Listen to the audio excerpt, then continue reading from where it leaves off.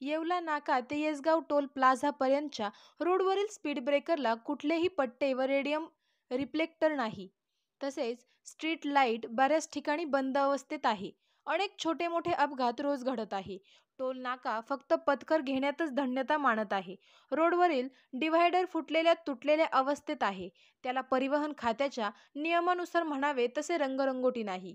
येवला नाका परिसरात SSGM college Sharda विद्यालय असल्याने फार मोठ्या प्रमाणात विद्यार्थ्यांची ह्या रोडवर सारखी वर्दळ असते. हा महामार्ग असल्याने नेहमी वाहतुकीची कोंडी होते.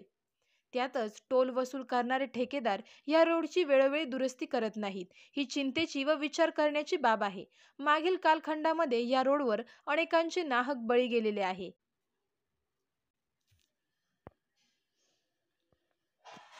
बरेचशा नागरिकांना अपंगत्व असलेले आहे.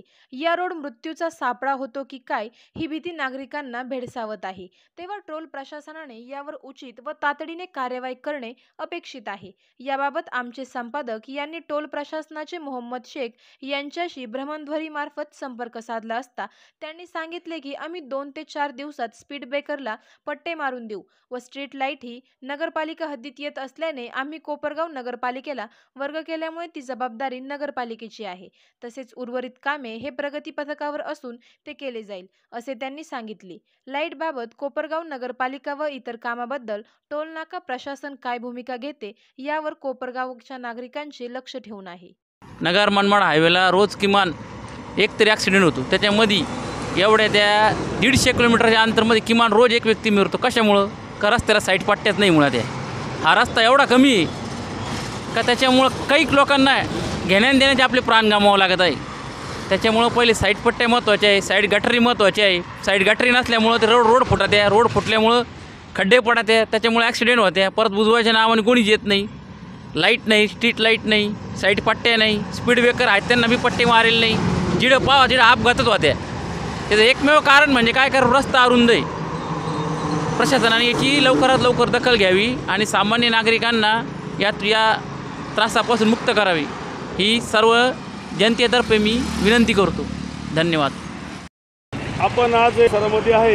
इथून टोल नाका काही अंतरावर आहे येसगावजवळ. तर या ठिकाणी स्पीड ब्रेकरला कुठलेही पट्टे नसल्यामुळे सतत छोटे मोठे अपघात घडत असतात. परिणामी याच्या हाकेच्या अंतरावर SSGM कॉलेजसारखं नामांकित कॉलेज आहे. विद्यार्थी वर्ग आणि प्रचंड वाहतूक महामार्ग आहे. यावर नेहमी छोटे मोठे अपघात होतात.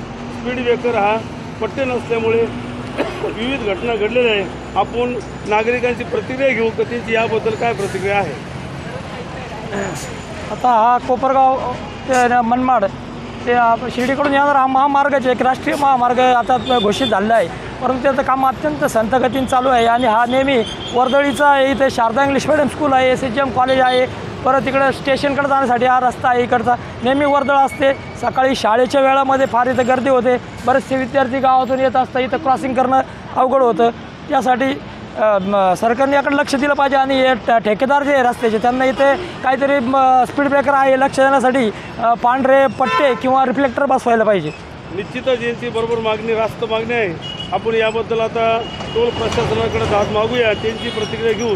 यावर निश्चित तोडगा निघेल अशी अपेक्षा व्यक्त करतो. सतर्क 24 तास न्यूज कोपरगाव करिता कॅमेरामॅन अब्दुल्ला शेख सह रहीम खान पठाण, कोपरगाव. धन्यवाद.